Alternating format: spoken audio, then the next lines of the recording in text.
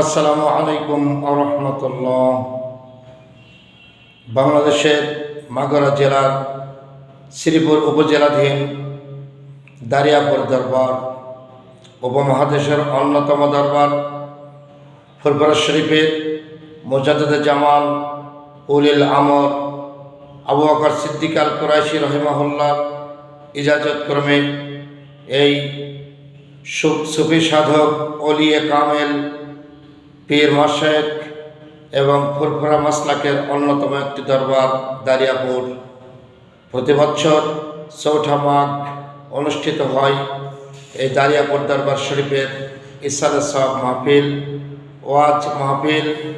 এবছর 18 জানুয়ারি 2026 রবিবার দিবাগত সারাটি রাত এখানে অসংখ্য সুফি সাধক কামেল মোকাম্মাল পীর মাশায়েখ অলি দরবেশ মুরিদ মুত্তাকিন নারী পুরুষ অসংখ্য ব্যক্তিবর্গ এখানে উপস্থিত হয়।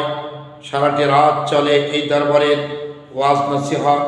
একটি বছরের জন্য আদেশ উপদেশ সবক এবং পীরের পক্ষ থেকে মুরিদ মুত্তাকিনদের তালিম তালকিনের বিশেষ আয়োজন ও অনুষ্ঠান।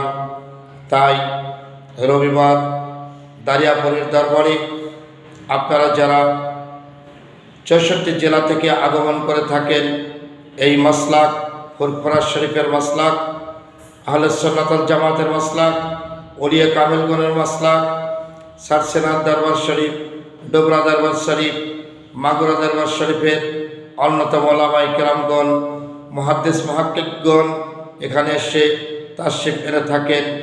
আমরা সকলকে অভিবাদন জানাই।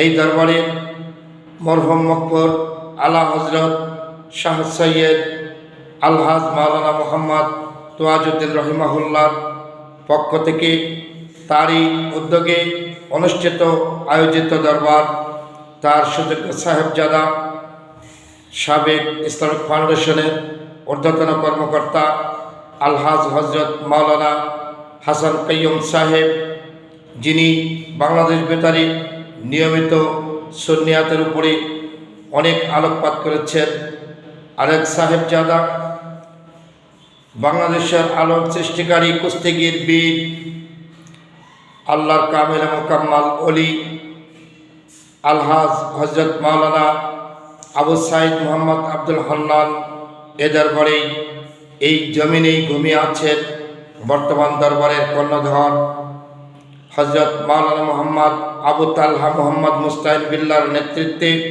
এ দরবার প্রতিষ্ঠিত হচ্ছে প্রতি বছর চৌঠা মাঘ।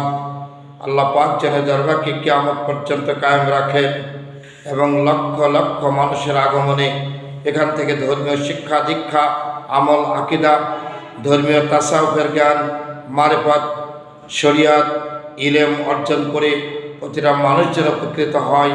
আল্লাহ যেন দারিয়াপুরের দরবারকে কবুল করে নেয়। আমিন। আসসালামু আলাইকুম ওয়া রাহমাতুল্লাহ।